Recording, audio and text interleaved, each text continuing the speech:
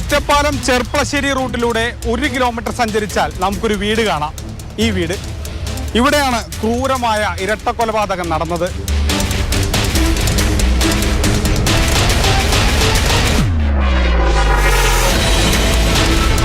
പുലർച്ചെ ഒരു 12:30 കൂടിയാണ് സംഭവം നടന്നിട്ടുള്ളത്. കുട്ടി ഇറങ്ങി ഓടി മോനെ എടുത്തിട്ട് ഇറങ്ങി ഓടുവാനുകൊണ്ടാണ് അവർ രക്ഷപ്പെട്ടത്. എന്തൊക്കെ ഫാമിലി ഇഷ്യൂ ഉണ്ടായിരുന്നു.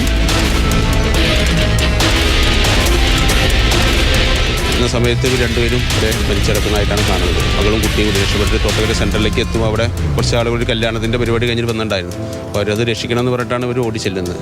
അപ്പോൾ അവരെ തൽക്കാലം തൊട്ടപ്പുറത്തൊരു വീട്ടിലേക്ക് അവിടെ കയറി ചെല്ലാൻ വേണ്ടി പറഞ്ഞിട്ട് പിന്നാലെ ഈ പ്രതിയും പിന്നാലെ ഓടി വന്നിട്ട് ഇവർ അന്വേഷിക്കുന്നുണ്ടായിരുന്നു. അപ്പോൾ ഇവർ കണ്ടിട്ടില്ല എന്ന് പറഞ്ഞിട്ട് അയാൾ അങ്ങനെ പോവുകയും ചെയ്തു.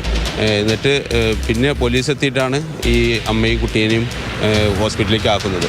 അപ്പോൾ നോക്കുന്ന സമയത്ത് കുട്ടിയുടെ മേലിൽ ധാരാളം മുറിവുകളുണ്ടായിരുന്നു. ധാരാളം അങ്ങനെ ചോരൊക്കെ വന്ന സ്ഥിതി ഉണ്ടായിരുന്നു. നസീറും ഭാര്യ സുഹറയും പാലക്കാട് ഒറ്റപ്പാലത്തുള്ള വീട്ടിലാണ് താമസിച്ചിരുന്നത്. ഇവരുടെ മകളായ സുൽഫത്ത് ഭർത്താവ് റാഫിയുമായി പിരിഞ്ഞതിനെ തുടർന്ന് ഇവരോടൊപ്പം ഉണ്ടായിരുന്നു. റാഫിയുടെ ലഹരി ഉപയോഗമാണ് പിരിയാൻ കാരണമെന്ന് ബന്ധുക്കൾ പറയുന്നു. വേർപിരിഞ്ഞിട്ട് കുറച്ചായി. എൻ്റെ കേസ് അടക്കം തുടങ്ങിയിട്ട് അടുത്തായിട്ടുള്ളൂ. അവൻ ഇവിടെ അടുത്തെവിടെ താമസിക്കുന്നുണ്ടെന്ന് ഇപ്പോൾ അവർ പറയുന്നുണ്ട്. എനിക്കറിയില്ല. അവൻ വന്ന് താമസിച്ചിട്ട് കുട്ടീനെ അങ്ങോട്ട് കൊണ്ടുപോയാലും സമയത്തിന് ഇങ്ങോട്ട് കൊടുന്ന് വിടലൊക്കെ ആയിരുന്നു.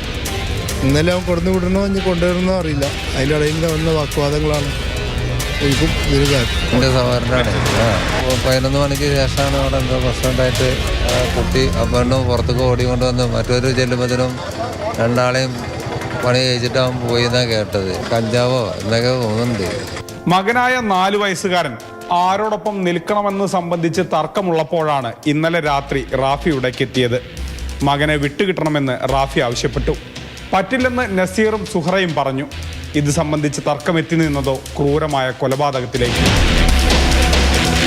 റാഫി കയ്യിൽ കരുതിയിരുന്ന കത്തി ഉപയോഗിച്ച് നസീറിനെയും സുഹറയും ആഞ്ഞുകുത്തി. മരണം ഉറപ്പിക്കും വരെ ഇരുവരെയും ആക്രമിച്ചു. പിന്നീട് വീടിൻ്റെ മുകൾ നിലയിലേക്കെത്തി. അവിടെയാണ് സുൽഫത്തും 4 വയസ്സുകാരനും ഉണ്ടായിരുന്നത്. 4 വയസ്സുകാരൻ അച്ഛനെ കണ്ട് ഉപ്പ എന്ന് വിളിച്ച് അടുത്തേക്ക് ഓടിയെത്തിയെന്നാണ് പറയുന്നത്. അപ്പോൾ ഈ 4 വയസ്സുകാരനെയും ഇയാൾ കത്തി ഉപയോഗിച്ച് ആക്രമിക്കുകയായിരുന്നു.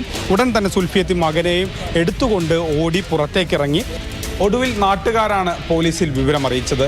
കുട്ടീൻ്റെ കഷ്ടത്തിൽ നല്ല ആഴ്ച കത്തിയോടെ കുത്തിയ പാടുണ്ട്. നല്ല മുറിവായിരുന്നു. അപ്പോൾ അങ്ങനെ ആ കുട്ടീനെ കൂടി ഞാൻ ഹോസ്പിറ്റലിൽ എത്തിയപ്പോൾ ഭാര്യ പറഞ്ഞു എൻ്റെ ഉപ്പനും ഉമ്മനെ കത്തി കൊണ്ട് വെട്ടിയിട്ട് വന്നപ്പോൾ ഞങ്ങൾ ഓടി വന്നു. പഞ്ചായത്ത് മെമ്പറെ കൂടി കയറിയ സമയത്താണ് ആ വീട്ടിലെ ചായപ്പിൽ രണ്ടുപേരും കത്തിയോടെ കുത്തി പറ്റി വെച്ച് മരിച്ചെടുക്കാൻ ഞങ്ങൾ കണ്ടത്. പോലീസ് വീട്ടിലെത്തിയപ്പോഴേക്കും റാഫി അവിടെ നിന്ന് രക്ഷപ്പെട്ടിരുന്നു. പിന്നീട് സമീപത്തെ പറമ്പിൽ നിന്ന് റാഫിയെ സാഹസികമായി പോലീസ് പിടികൂടി.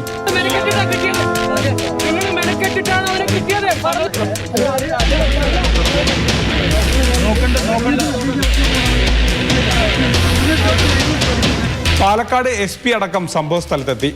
പ്രതി മയക്കുമരുന്ന് ഉപയോഗിച്ചാണോ കൃത്യം നടത്തിയതെന്ന് പരിശോധിക്കും.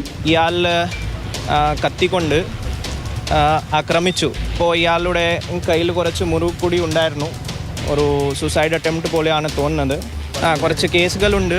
NDPS അടക്കമുള്ള കേസുകളാണ് നമുക്ക് മനസ്സിലായത്. നമുക്ക് അങ്ങനെ ഒരു സംശയമാണ് ഉള്ളത്. പക്ഷേ ബ്ലഡ് സാമ്പിൾ എടുത്തിട്ട് അതിൻ്റെ സയൻറ്റിഫിക് പരിശോധന ചെയ്തിട്ട് ഉറപ്പായിട്ട് നമുക്ക് പറയാൻ പറ്റും.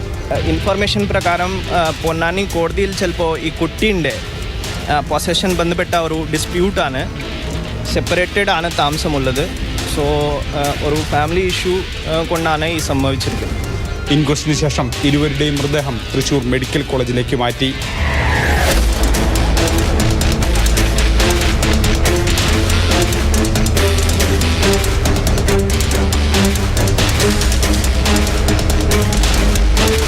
മാതൃഭൂമി ന്യൂസ്, പാലക്കാട്.